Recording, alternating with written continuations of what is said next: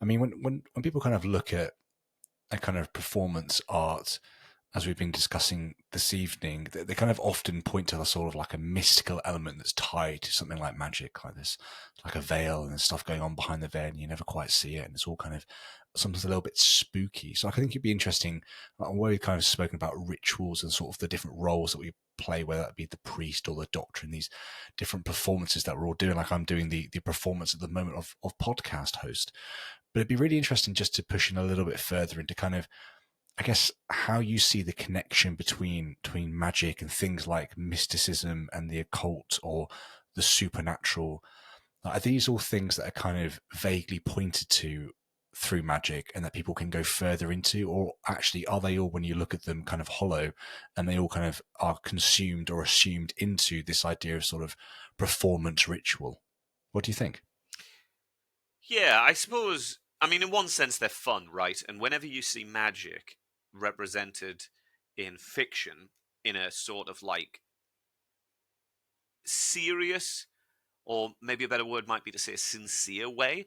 And I mean, like, I tend to define magic as sort of like stage magic, which is magicians and stuff that you think of, like, pulling rabbits out of hats and stuff. And then you've got like religious magic, and then you've got fantasy magic. So fantasy magic would be like, Gandalf and Harry Potter. And then religious magic I'd sort of put into, and these aren't great definitions. That, yeah, I wouldn't put that in a book. This is just for me working. Like religious magic I think of as occult, pagan, crystal healing, esoteric stuff. Um, and I do think that, like, whenever you see a representation of magic in fiction that is sincere, often in horror, because that's one of the sort of big genres where magic comes into play, right? Like, it's usually tarot, occult, it's all of those things, right? Like those things. A lot of that stuff is, just like reminiscent of the like sort of late 1800s to early 1900s.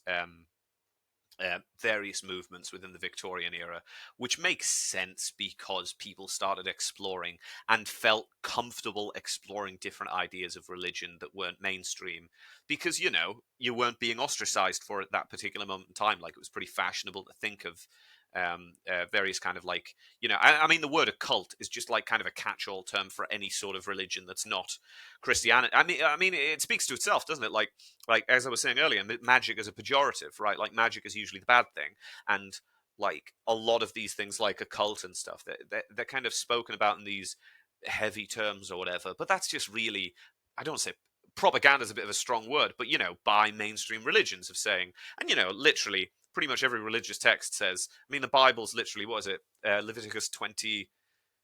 I should know this because it's in my show. Is it Leviticus 20:27? Any man or woman who consults the spirits of the dead shall be stoned to death. Like they don't like other people doing magic if it's not their version of magic, right? So I think those kind of other occult spooky practices um, are, I mean, fun alternative ways to view religion. I mean, truthfully, like, and my wife always says stuff like this about me, like, because I've not really, found a sort of definite way within my own like belief system or whatever to really like if you're Christian, it's super convenient. There's loads of buildings you can go to, and there's like rituals that are already agreed upon, and there's like a magic book that you can read, and they've got this whole system, and a lot of pretty much every mainstream religion has. Whereas, like, when you come into things like paganism or like or occulty, different kinds of belief, they're all just kind of random, and there's no real structure to most things. They say there's a structure, but there's not. Like, there's not. Everyone's got their own kind of version of it. So I think, like,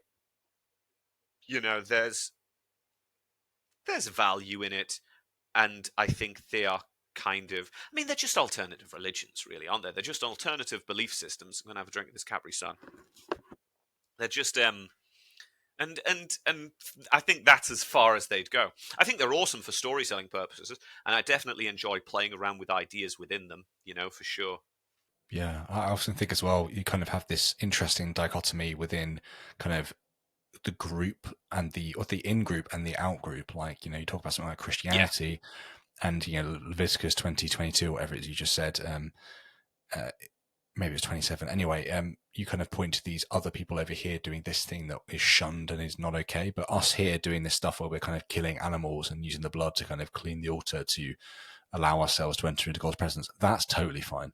Yeah, But like playing with exactly. cards, that's bad. It's so Yeah, interesting. like, and I remember one particular instance of people refusing to see magic on religious grounds, and that was when I was doing Yeah. card tricks in restaurants. You know, like, Wow. yeah, like it's mad. Like I say it's mad. That feels mad because, you know, again, it falls back into my sort of pragmatic thing of like, this is clearly entertainment, and the fact that you don't feel like this is entertainment, or like, you know, if any, it comes back to that thing of like, when I'm performing, you want like an authentic thing where the audience immediately goes, "Oh, I get this." Like they didn't allow themselves to attempt to get it because, you know, and I'm not having a go at them, for God's sake. If you don't want to see a card trick, that's fine. I've got nothing against that. It just feels strange that the reason you wouldn't want to see a card trick is because you've got an already held belief that prohibits you from that. And I'm like, guys, it's a card trick. Like, I'm not trying to conjure your dead grandmother here. You know, if I was, fair play. You can have issue with that.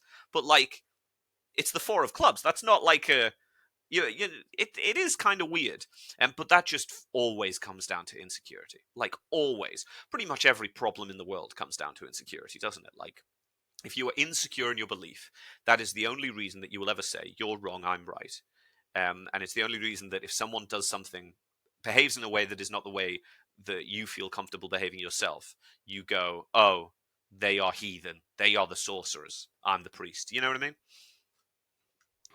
Yeah. I mean, if they were fucking around with like a Ouija board, then that's one thing, right? But like doing some card tricks is And totally but what's different. so funny about the Ouija board is like I have relatives who are like uncomfortable with things like that, and like, you know, I mean, go on, 10 points. What company may popularize the Ouija board? I have no idea. Absolutely none. Hasbro. No. Hasbro.